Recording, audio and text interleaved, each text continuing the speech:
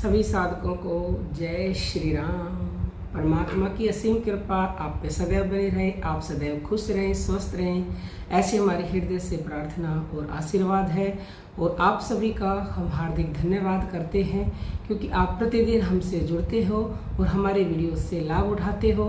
और हमारा एकमात्र उद्देश्य है कि आप इन वीडियो से लाभ उठाकर परमात्मा से जुड़ें, अपना कल्याण इसी जन्म में करें। तो अभी चलते हैं आज के टॉपिक की तरफ। आज का टॉपिक है प्रार्थना की शक्ति। ऐसी एक पुकार से ईश्वर का द्वार खुल जाता है। सुबह जब कहीं से मंदिर के घंटों की आवाज़ हमारे कानों में पड़ती है तो हमें बहुत अच्छा लगता है। उसे हम एक शुभ शगुन मानते हैं। वह आवाज़ उस दिन के मंगल कार्यों से जुड़ जाती है। ऐसा क्यों? क्योंकि उस संगीत में आवाज़ में सभी के लिए प्रार्थना होती है, सभी के लिए मंगल कामना होती है। हर व्यक्ति अपनी सुबह का स्वागत इसी तरह की प्रार्थना से करना चाहता है।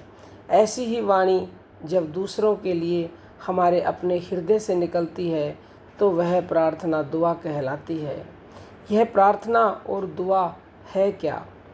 क्यों हमारा हृदय विपत्ति के समय किसी के प्रति इतना कोमल हो जाता है कि उसका सारा दुख लेना चाहता है? क्यों हमारी सारी संवेदनाएं उस प्रार्थना में समाविष्ट होकर ईश्वर से आग्रह कर उठती हैं? ऐसा तभी होता है जब व्यक्ति स्वयं की पीड़ा को अनुभव करके दूसरे की पीड़ा का अनुभव करने लगता है, अनुमान लगाने लगता है, और वही सच्ची प्रार्थना या दुआ होती है। इसलिए उस समय हृदय से निकली आवाज़ को ईश्वर सुनता है, क्योंकि हमारी उस आवाज़ या प्रार्थना में दूसरों के लिए दया भाव और मानवता का समावेश होता है। किसी की पीड़ा को महसूस करने का भाव इतना महान होता है कि वह प्रार्थना में तब्दील हो जाती है।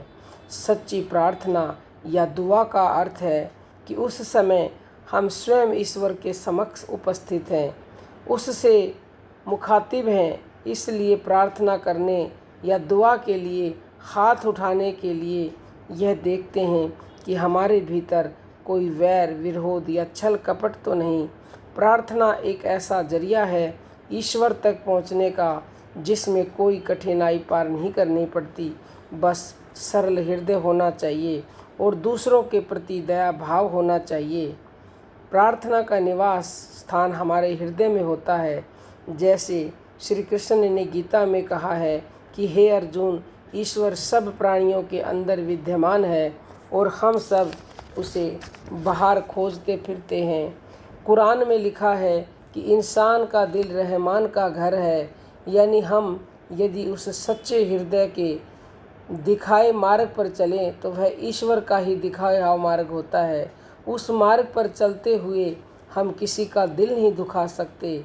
यही सन्मार्ग है। इसका अर्थ यह है कि दूसरों के लिए जो दया भाव या निश्चल पीड़ा हमारे हृदय में छुपी है, वास्तव में वही ईश्वर है। दुआ हमारी आत्मा को पवित्र बनाती है, उसमें शुद्ध विचार भरती है। वही शुद्धता, वही पवित्रता हमारे जीवन में उज्ज्वलता लाती है। प्रार्थना हर धर्म में विद्यमान है, उसे कहने का तरीका अलग अलग है।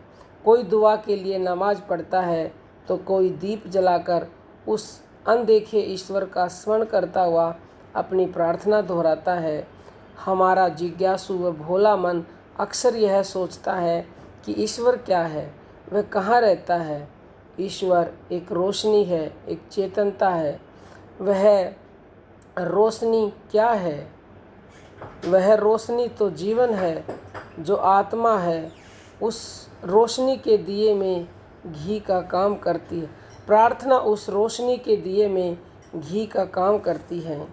हमारी दुआएं जब सच्चे हृदय से निकलती हैं और दूसरों के कल्याण के लिए निकलती हैं तो उस रोशनी की लो तेज हो जाती है।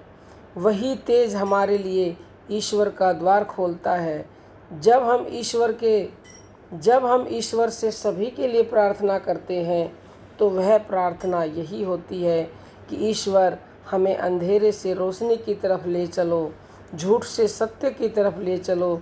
हमारी सभी धार्मिक पुस्तकों में लिखा है कि जो लोग ईमान पर विश्वास करते हैं और सच्चाई पर चलते हैं, भगवान उन पर दया करते हैं। कहीं भगवान के बदले ईश्वर लिखा है, कहीं खुदा लिखा है, कहीं गॉड लिखा है, कहीं दया की जगह पर रोशनी लिखा है, कहीं नूर लिखा है। मतलब सबका एक ही है। मानव चाहे जिस समाज में, जिस परिवार व्यवस्था अथवा अवस्था में खड़ा हो, यदि वहाँ से वह परमात्मा की ओर चल पड़े तो उसी पल से उसकी दशा सुधर जाती है, उसके संकट क्षण में दूर हो जाते हैं। इसके उल्टा संसार के सभी सुख साधनों में लिप्त व्यक्ति यदि परमात्मा की दिशा के विपरीत हो जाता है तो वह शीघ्र ही दीनहीन होकर भयंकर पीड़ा भोगता है। जय श्री राम प्रेमी भक्तों।